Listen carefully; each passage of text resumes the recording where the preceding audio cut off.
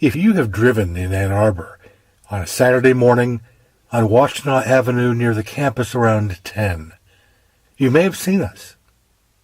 At the corner of Washtenaw and Austin, in front of Beth Israel Congregation, we stand silent vigil with signs and placards expressing various uncomfortable truths about Israel, its brutal occupation of Palestine, and the crimes against humanity it commits every day. We are the Jewish Witnesses for Peace. We have stood vigil every Saturday morning between 9:30 and 10:45 for nearly 10 years, in every season and weather. This is our form of protesting Israel's occupation, an ongoing reign of terror and deprivation against the Palestinian people, and imploring American Jews to stop supporting Israel's crimes. We are not alone. Not all of us are Jewish, but Jews around the world and even in Israel protest the same things in various ways. People of conscience have been doing so for a long time. In 1967, when the occupation began. In 1970. In the mid-70s. For all that time, powerful voices that refuse to see Israel's wrongdoing and protect its actions have thwarted these voices for justice.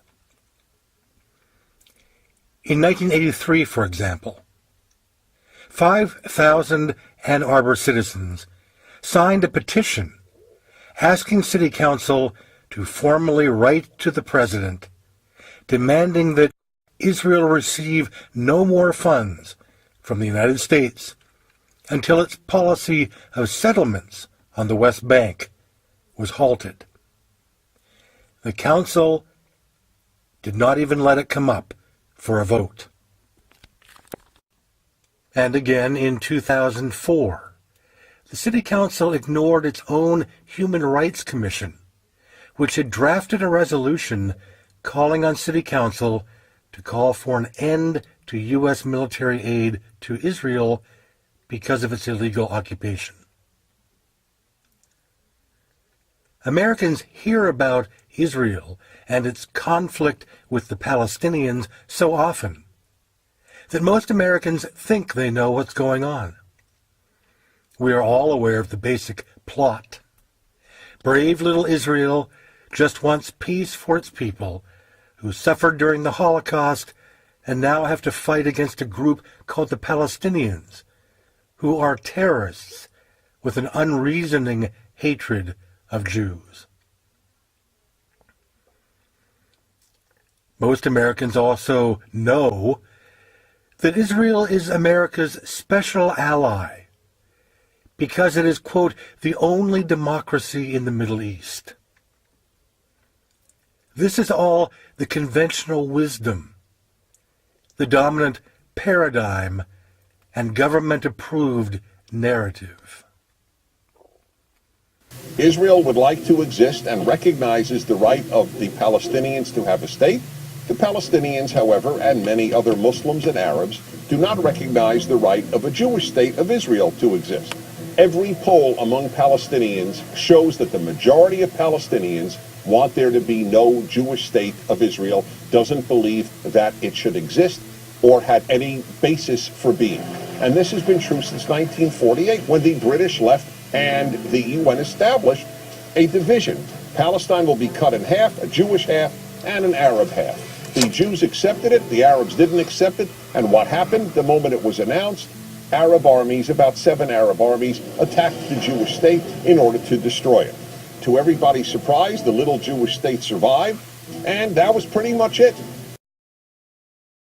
Deviating from or disagreeing with the script of the conventional wisdom is taboo in America.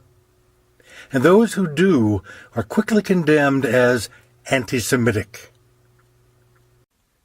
Many Americans have traveled to Israel and enjoyed a wonderful time in a beautiful land, and have had this conventional narrative constantly reinforced. But few American tourists have actually met Palestinians, either in Israel or the occupied territories, nor have they seen the effects of Israel's military occupation imposed on millions of Palestinians.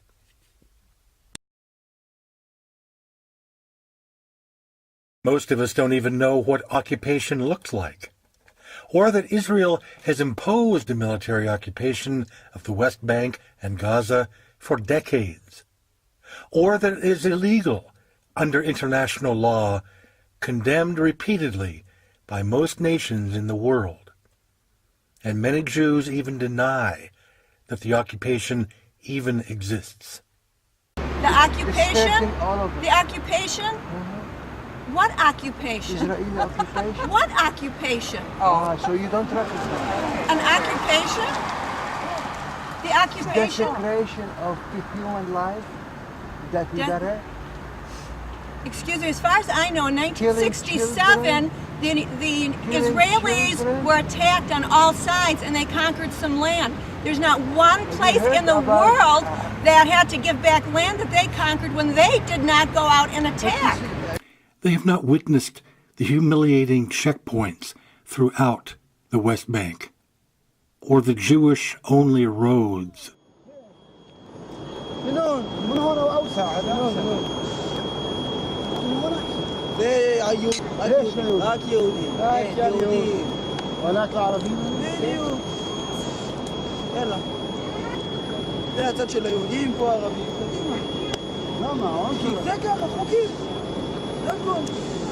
The demolishment of homes,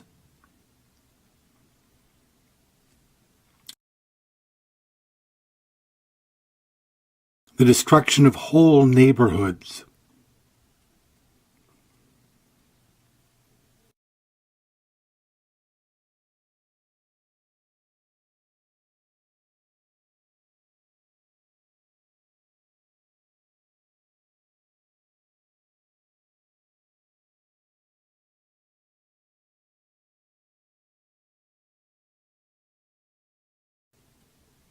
arbitrary roadblocks,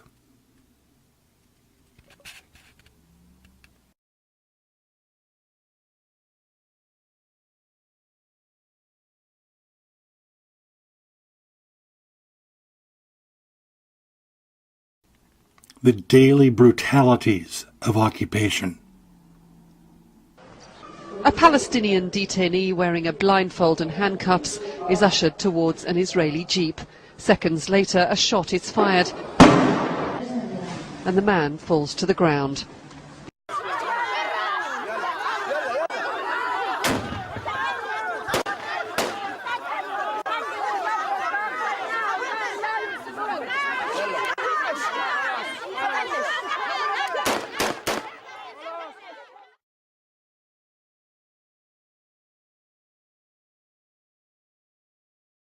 כל היום יודף אחריך, נשבור לך את העצמות, אתה לא תוכל ללכת, לא בידיים ולא ברגליים, נשבור אותך.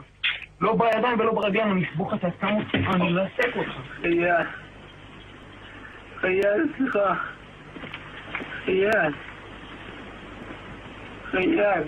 סליחה, זה כעס מנה, משם לא למתת. חייל, משם. Or the bombardment of entire cities.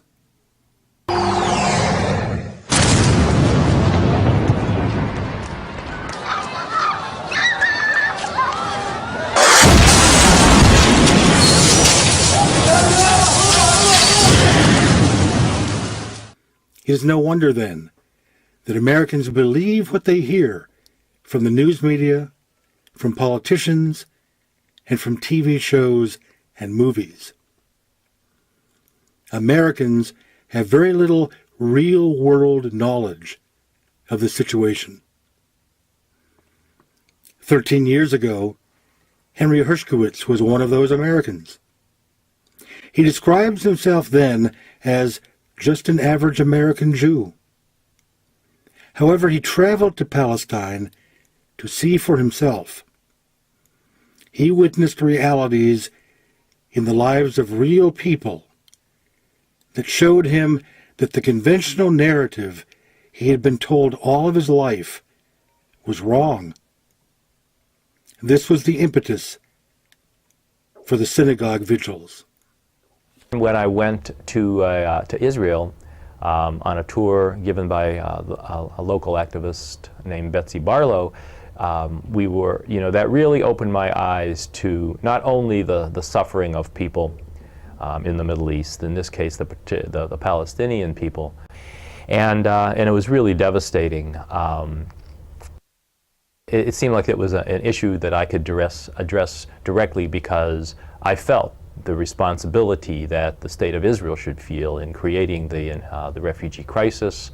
I think it's high time that the Jewish people of the world demand a full accounting and recounting of the events of 1948.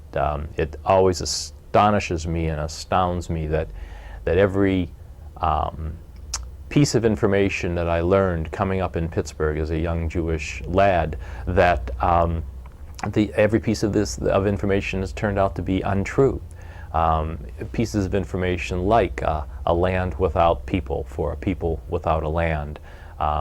Information like that soon after the partition vote of the United Nations that the Arabs attacked us.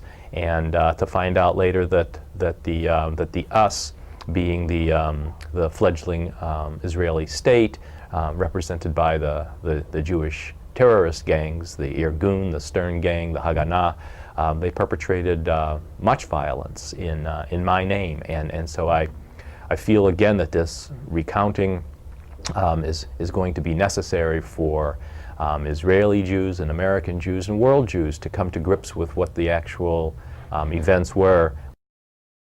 The biggest lie Henry had been told, like so many Jews, was that Palestinians hated Jews and would kill them if they had a chance.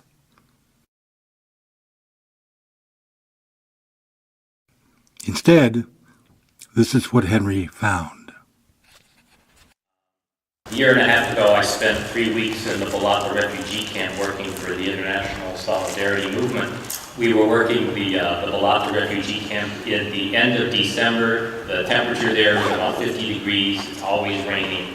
There's always sewage and water running down the streets.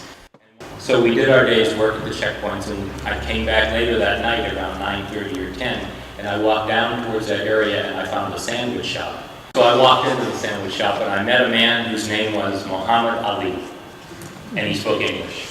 And we joked about his name, and he was a very friendly man, and he made me a very tasty sandwich, and we sat down and ate. We were warming our hands by a little fire, he, myself, and about 3 other Palestinian men who did not speak any English. And a couple minutes into this, and Muhammad Ali excuses himself to go next door to the mosque to pray. And leaving me with 3 Palestinian men. I don't speak Arabic. They didn't speak English. But it didn't seem to bother anybody. We were all quaffing our tea, munching our melon seeds, and having a pretty good time. And he comes back in about 5 minutes. And I said, that was really fast. And he said, yes, I'm Muslim. We pray 5 times a day. The duration is short. And today, Friday evening, is our holy day. And Sunday must be your holy day. And that really gave me a pause. And I looked around in this tiny little room that I was in, concrete walls, concrete floors. And I said to myself, this could be it. And I looked at Muhammad Ali in the eyes and I said, you know, I have to be truthful with you.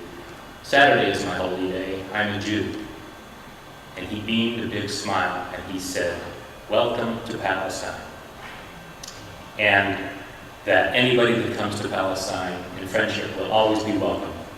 And this telling of the story creates goosebumps on my arm a year and a half after I've been telling the story. And Muhammad Ali was right. We forged a great friendship. I went back the next day. He showed me pictures of his graduation from high school. He showed me documents from his father's property ownings in Haifa in 1948. This is the story that Jewish Americans need to hear. We have the key to solving the peace problem in the Middle East. During a public forum open to all Ann Arbor residents, Henry explained how the vigils began. And I came back to Ann Arbor convinced that this was a message and a story among many other stories that the Jewish community needed to hear. And so I went to the Orthodox rabbi and spoke with him, and the conservative rabbi and the Reform rabbi. And they all greeted me politely and politely said, no, I can't let you speak to the congregation. And when I asked Rabbi Robert Dobberson, what would you do if you were me, he said, I can't help you. So I went home and I thought about resurrecting a one-man vigil that I had started, and it only lasted 3 weeks in 2001, right after 9/11. And so I gathered some of my Jewish and non-Jewish friends, and we decided to hold vigil. We weren't going to be exclusively Jewish because we didn't want to act like the state of Israel and exclude people that weren't of our faith. If Henry's words and experiences seem counter to the conventional wisdom, he is not alone. Take, for example, these words from author and psychologist Mark Braverman. Now, I had lived in Israel before as a younger man. I had seen Israel. I was brought up on the Zionist dream and with the Zionist romance, but I had not seen what was being done by my people in my name to the Palestinian people. I came back and one of my fellow delegates who belongs to a church here in Washington had us invited to give a talk. So I gave my talk, and I talked about how my experience and how shocked and horrified I was, and how I felt it was really important to work for justice in Israel and Palestine, because if we didn't have justice, there would never be peace, and that the Jewish people really needed to take a good, hard look in the mirror and say, you know what? Yes, we've suffered. Yes, we've been victims. But yes, we can also do wrong, and we need to fix ourselves. I said, the rabbis who don't want to talk about Israel and don't want to question Israel's actions are not friends of Israel. And they are not friends of the Jewish people. The Jews in Israel don't know the Palestinians. They're not allowed to know them. They're taught that the Palestinians are all terrorists and that they hate the Jews and want to drive them into the sea. I've met the Palestinians. It's not true. When I first went over there, and we spent a lot of time on the West Bank, and I met lots of Palestinians, and I was a little nervous about it. Well, they're the Arabs. I was taught that they're the bad guys. They hate us. We hate them, etc. And I saw that clearly that wasn't true. But I always was very, very careful to disclose immediately. Ana Yehudi, I'm a Jew. The reaction was, yeah, so? Next question. What's the point? What's your point? Of course you're Jewish. I know you're Jewish. Let's go on. What do we talk about now? Not true in Israel. In Israel, if you say you're going to the West Bank, they say, you can't go there. You'll be killed. They hate you. They're going to kill you. All kinds of misconceptions and, frankly, racist attitudes about the Palestinians who the Jews don't know. The mothers are raising their kids to be martyrs.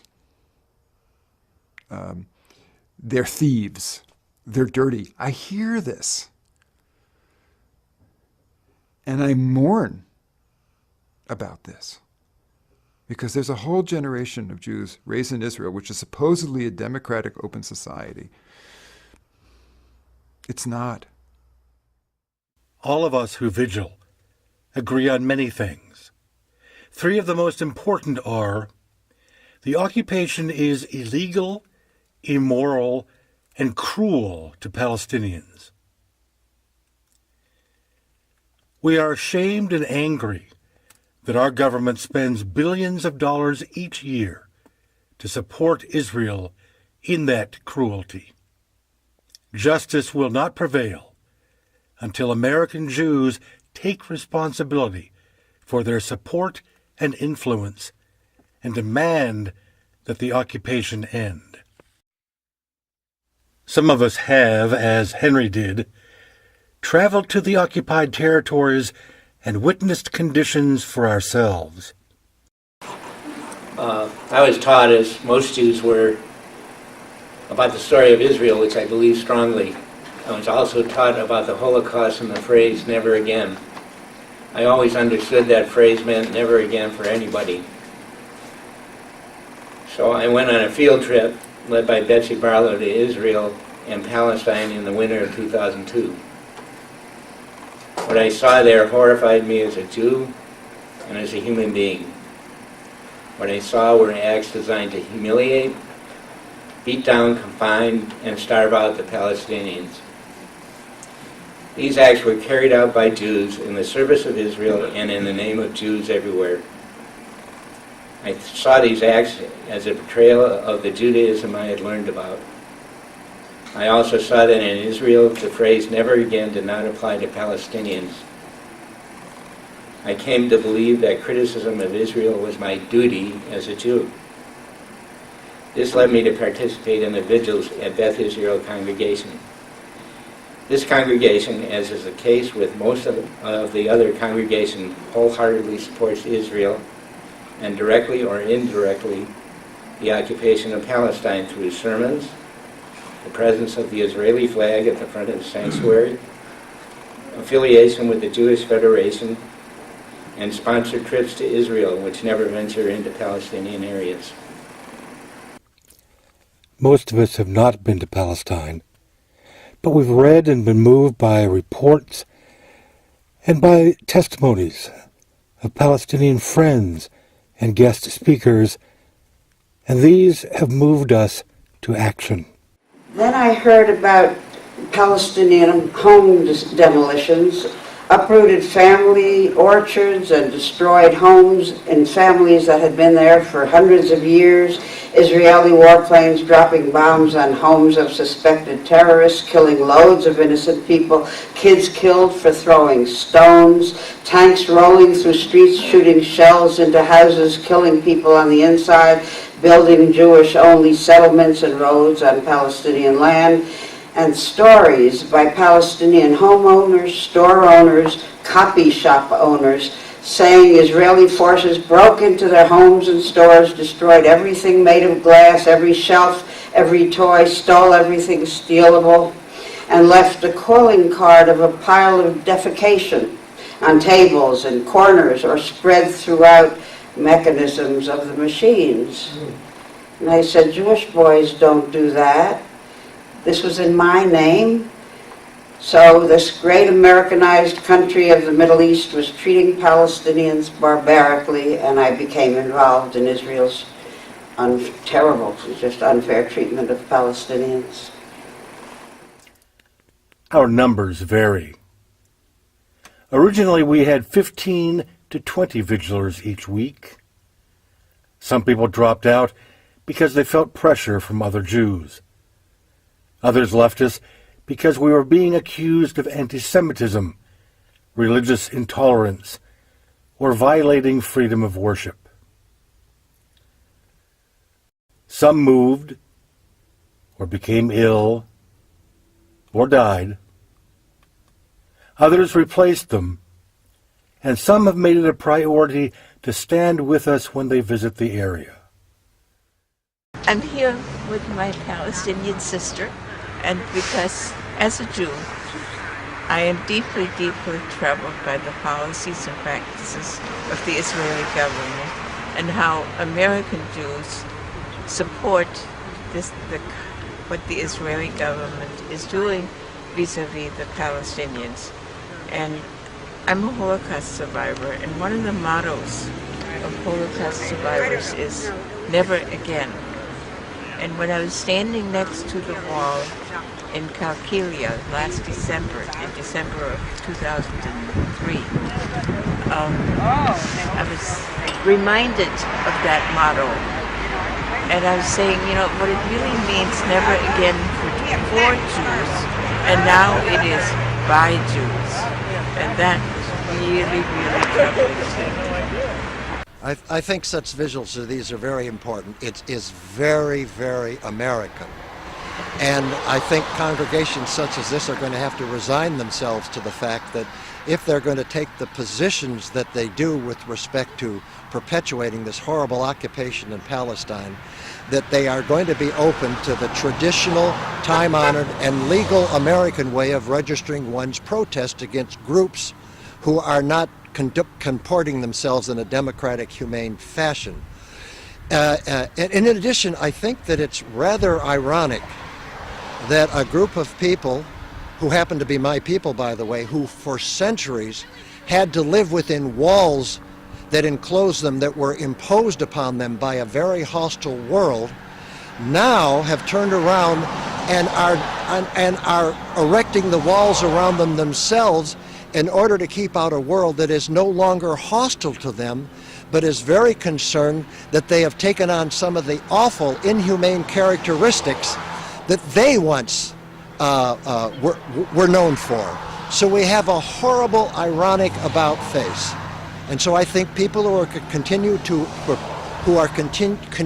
favor the perpetuation of cruelty are just simply going to have to resign themselves to the fact that as long as they still remain Americans, that they are going to have to be at least accept the very, very decent, time-honored, non-violent way that Americans can and should protest.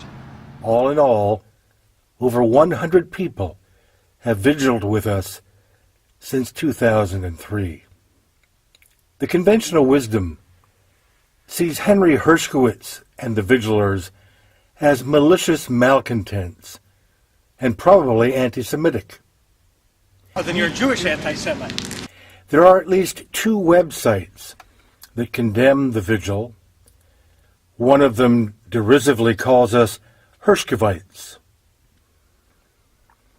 The Washtenaw Jewish News, religious groups, city council, and the old Ann Arbor News have condemned the vigils and our criticisms of Israel. But are we mere malcontents?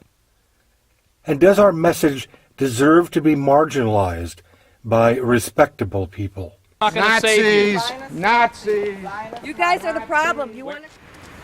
Well, if so, we are only saying what tens of thousands of Jews are saying around the world and in Israel itself. I was 9 when Hitler came to power. I was about 10 months in Auschwitz, and I learned a lot about the doctrines of a fascist state. The lesson I took from my stay in Auschwitz was anybody belonging to the Jewish people is not allowed to behave ever like our perpetrator, the people who did the thing to us. You know, Jews should know better than do that. You know, Jews have been in ghettos not too many years ago. You know, about 60 years ago or so, Jews were put in ghettos. And now these same Jews, or their descendants, are doing what happened to them. They're repeating it. The victims have become the victimizers.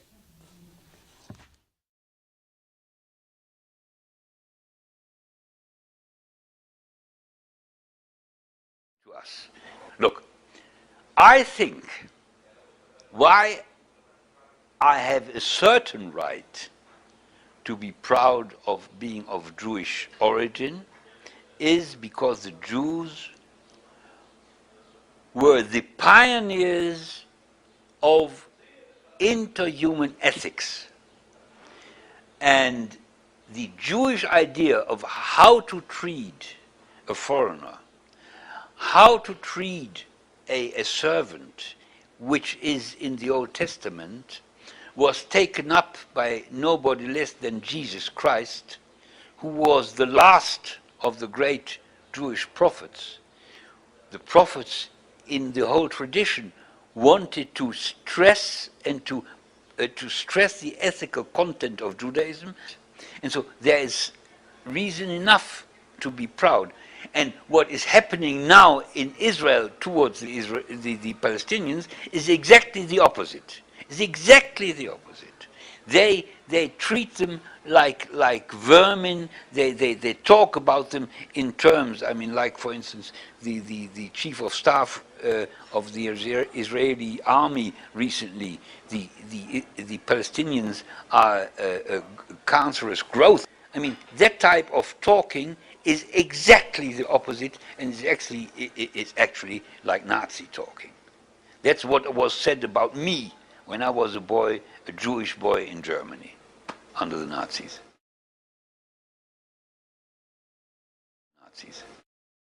You know, when the Nazis gassed the Jews, the world was silent.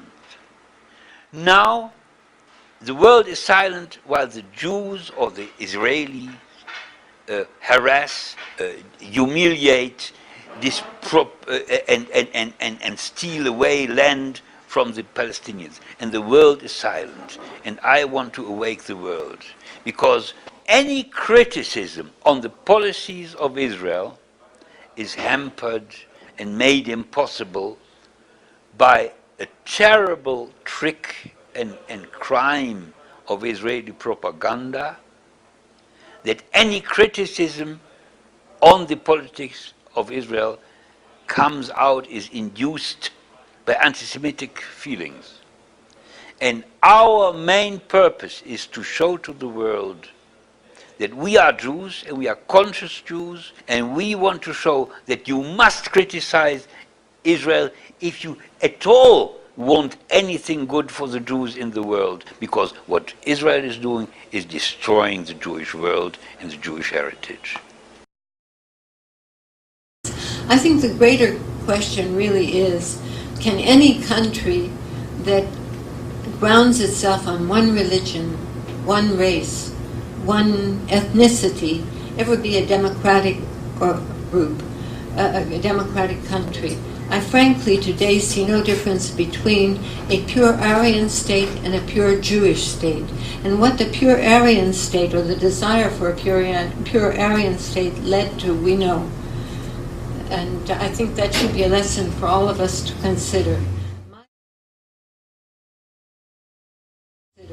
My hope and dream is that we have a single state with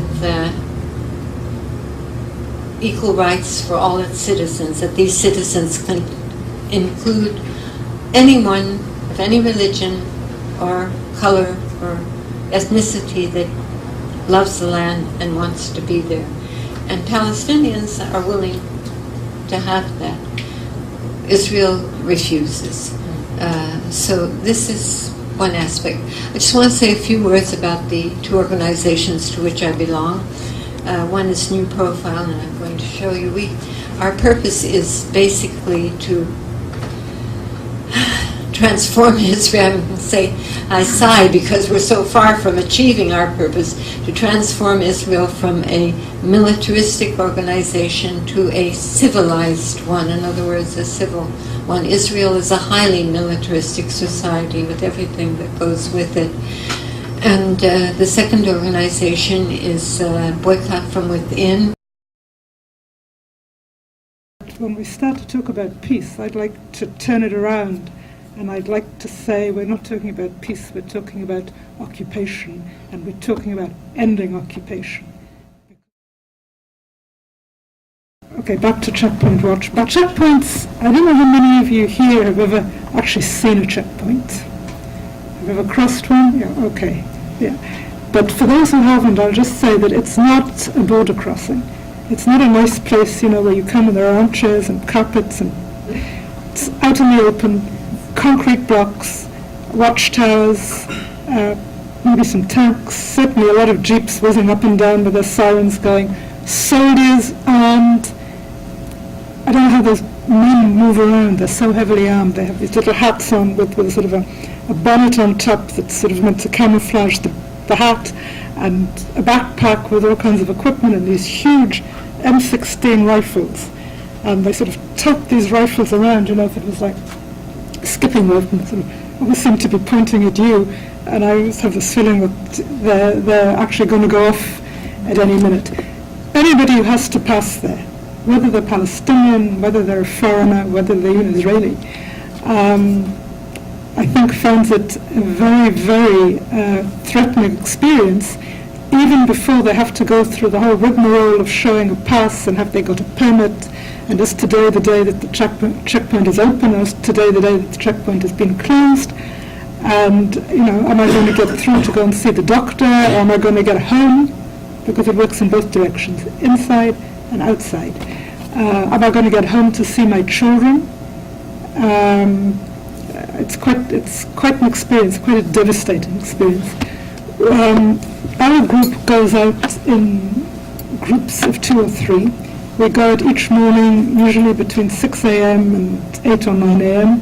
and in the afternoon between 3 and 6. Sometimes we're there till 8 or 9 o'clock when there are problems at the checkpoints. And we go out, we have an identification tag, we introduce ourselves to the soldiers, and we stand there and we observe what goes on, and I'll tell you about that in a minute. We write a report after every watch, which we circulate on email.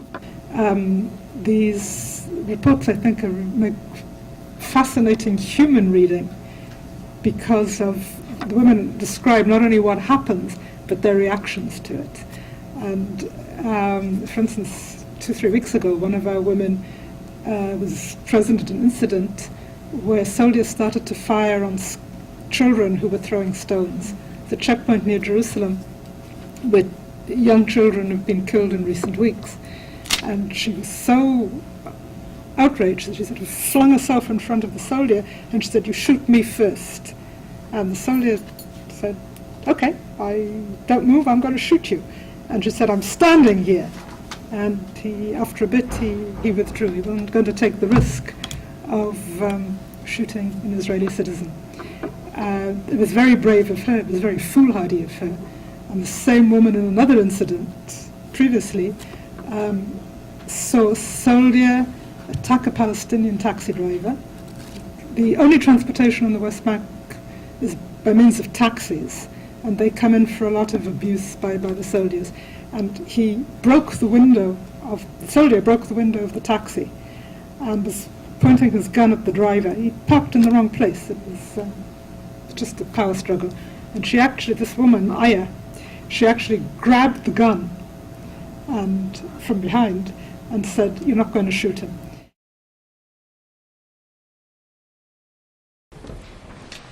Madam Deputy Speaker, I was brought up as an Orthodox Jew and a Zionist. On a shelf in our kitchen was a tin box of the Jewish National Fund, into which we put coins to help the pioneers building a Jewish presence in Palestine. I first went to Israel in 1961, and I've been there since more times than I can count. I had family in Israel, and I have friends in Israel. One of them fought in the wars of 1956, 1967 and 1973 and was wounded in 2 of them.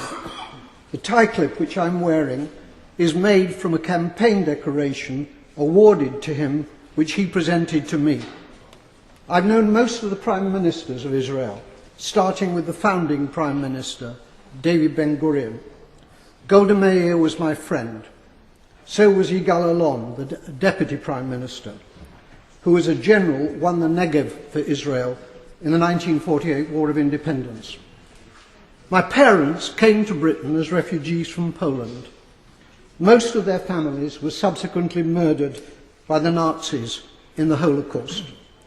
My grandmother was ill in bed when the Nazis came to her hometown of Stachov.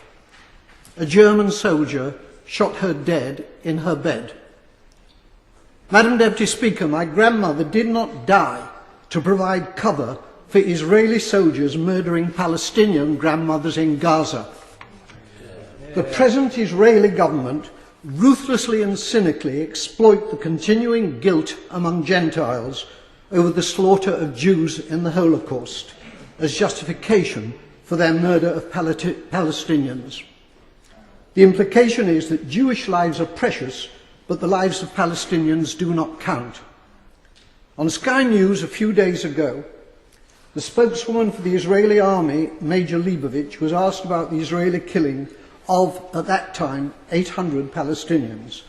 The total is now 1,000. She replied instantly, 500 of them were militants. That was the reply of a Nazi. I suppose the Jews fighting for their lives in the Warsaw Ghetto could have been dismissed as militants. The Israeli Foreign Minister, Tzipi Livni, asserts that her government will have no dealings with Hamas because they're terrorists. Tzipi Livni's father was Eitan Livni, Chief Operations Officer of the terrorist Irgun Tzvai Leumi, who organised the blowing up of the King David Hotel in Jerusalem, in which 91 victims were killed, including 4 Jews. Israel was born out of Jewish terrorism. Jewish terrorists hanged 2 British sergeants and booby-trapped their corpses. Irgun, together with the terrorist Stern Gang, massacred 254 Palestinians in 1948 in the village of Deir Yassin. Today, the present Israeli government indicate that they will be willing, in circumstances acceptable to them, to negotiate with the Palestinian President Abbas of Fatah. It's too late for that, Madam Deputy Speaker. They could have negotiated with Fatah's previous leader, Yasser Arafat, who was a friend of mine. Instead, they besieged him in a bunker in Ramallah, where I visited him. It's because of the failings of Fatah since Arafat's death that Hamas won the election, the Palestinian election in 2006. Hamas is a deeply nasty organisation, but it was democratically elected, and it is the only game in town. The boycotting of Hamas, including by our own government, has been a culpable error from which dreadful consequences have followed. The great Israeli Foreign Minister Abba Eban, with whom I campaigned for peace on many platforms, said, "You make peace by talking to your enemies." However many Palestinians the Israelis murder in Gaza, they cannot solve this existential problem by military means. Whenever and however the fighting ends, there will still be 1.5 million Palestinians in Gaza and 2.5 million more Palestinians in the West Bank, who are treated like dirt by the Israelis, with hundreds of roadblocks and with the ghastly denizens of the illegal Jewish settlements harassing them as well. The time will come, not so long from now, when they will outnumber the Jewish population in Israel. It's time for our government to make clear to the Israeli government that its conduct and policies are unacceptable and to impose a total arms ban on Israel. It is time for peace, but real peace, not the solution by conquest, which is the Israelis' real goal, but which is impossible for them to achieve. They're not simply war criminals, they're fools. Civilians are not the only ones who harshly criticize Israel. Soldiers do too, and have formed several groups of IDF veterans who oppose the occupation. Israeli Army Major Stav Adivi is one of these activists. I've been all over the West Bank and the Gaza Strip, and this is not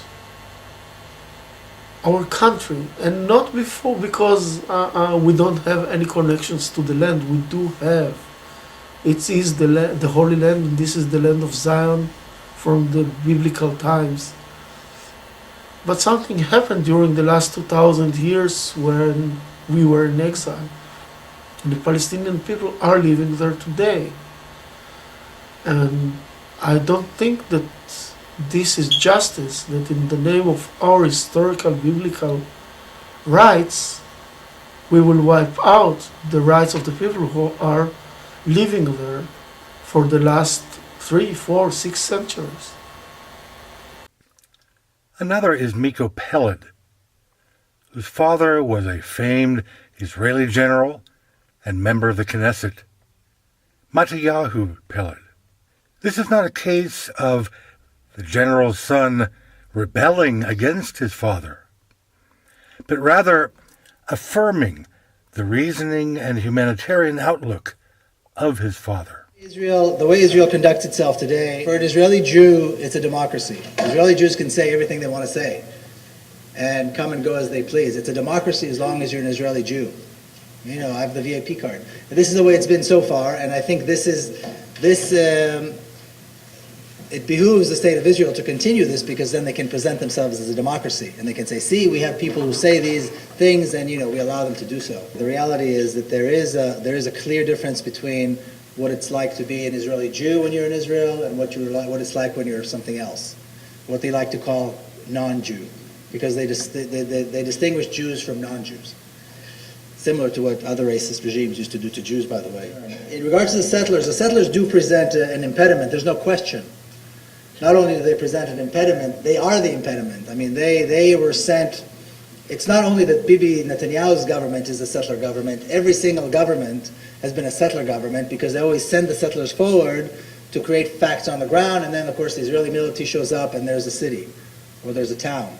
What's interesting about that is you'll have, this happening now in the West Bank particularly, you'll have a Palestinian town with no running water, no electricity. Why? Because it's too far, away from the center of this country. So there's no electricity, and there's no running water, and there's no roads, because it's way out there. One day settlers show up with a caravan, and within 24 hours they have a road, running water, and electricity. And it's just 100 meters away from the same Palestinian town who hasn't had water. And so this is the reality. My father, who was a military expert, had spent the remainder of his life after he retired from the military fighting for justice for the Palestinian cause. And being a former military man, he was often asked about Palestinian terrorism. On one such occasion, when he was being interviewed by the Israeli television, he said this about terrorism. He said, "Terrorism is a terrible thing, but the fact remains that when a small nation is governed by a larger power, terrorism is the only means at their disposal."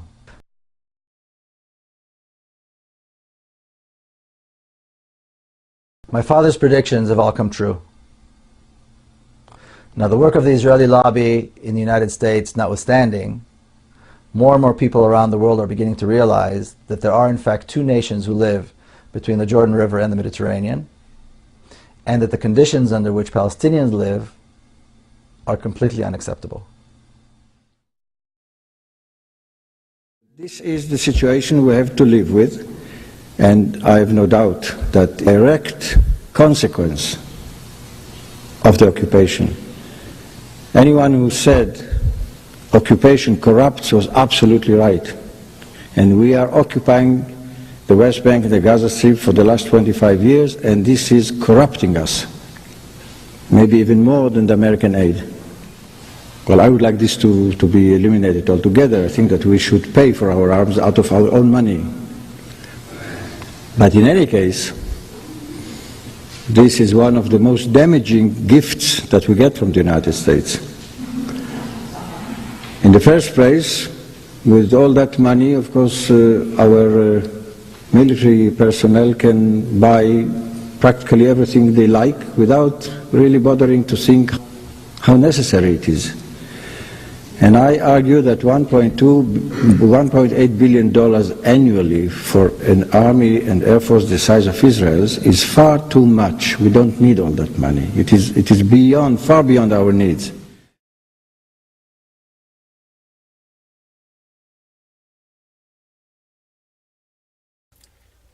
These voices are only the tip of the proverbial iceberg.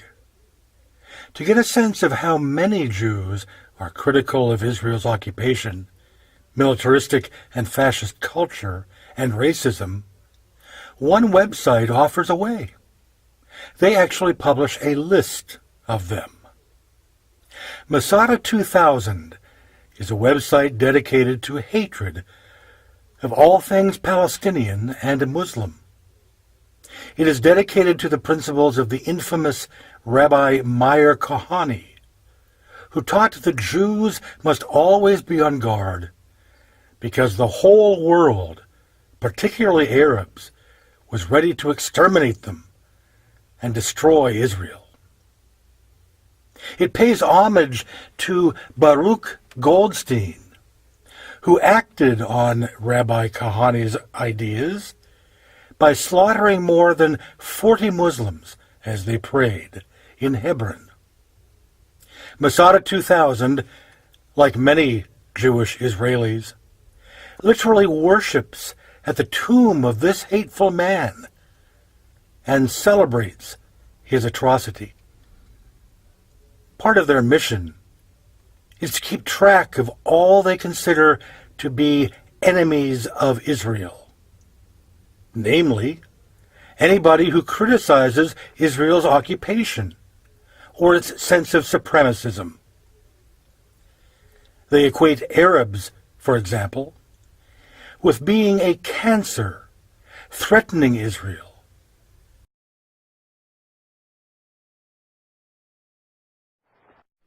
The Arab is a cancer in our midst. And you don't coexist with a cancer. A cancer you either cut out and throw out, or you die.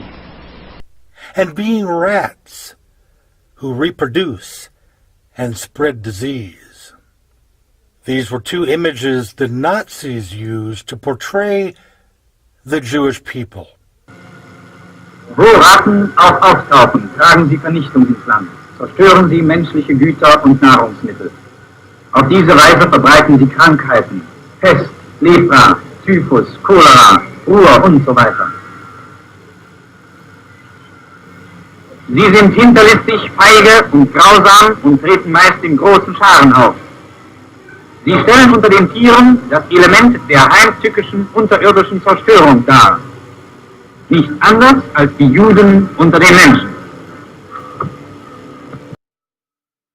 They are also clear about what should happen to Arabs and Muslims. It seems Zionists like them did not learn the right lessons from the Holocaust. Instead of never again to anyone else, it is, do unto others as was done unto you.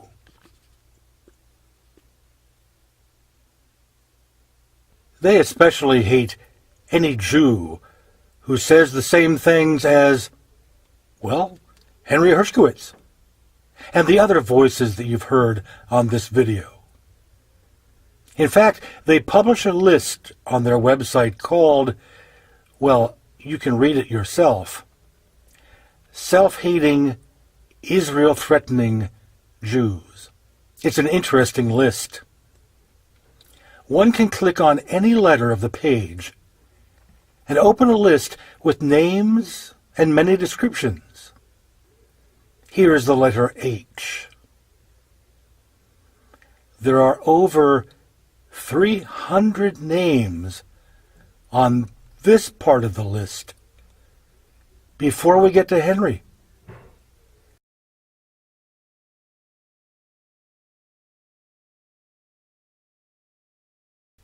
And as you see, there are far more after it. Nearly everyone highlighted in this video is on this list. For people of conscience who are not blinded by Zionism, being on the list is a badge of honor. Yehudit is on the list. So is this young woman who lost an eye demonstrating against the occupation.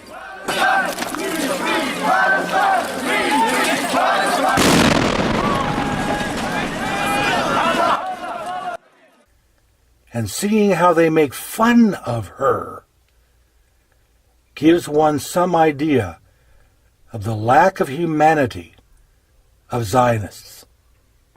So how many civilian casualties would it take before you questioned the attack? There's not a number involved.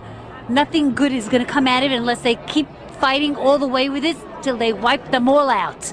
Wipe them all out. Yeah, they got to go strong with this. There's only one way to deal with a cancer. You burn it out or you remove it. And when people don't want to talk and just want to destroy you and not allow you to live, there's only one thing you can do. They are forcing us to kill their children to defend our children, yes. So, what does all this say about the Vigilers and their critics? Clearly, the Saturday Vigilers are in the mainstream of justice-minded people who know the truth about Israel's occupation and are not blinded by Zionism. As for our dissenters, detractors, intimidators, You taking my picture? Yes, I am, sir. You are, huh? You're lucky. You're lucky the cops are over there, okay? Your mother must have been a mother from Hitler. Yeah. And those who would support Israel's atrocities. We ask you to watch the second installment of Why We Vigil.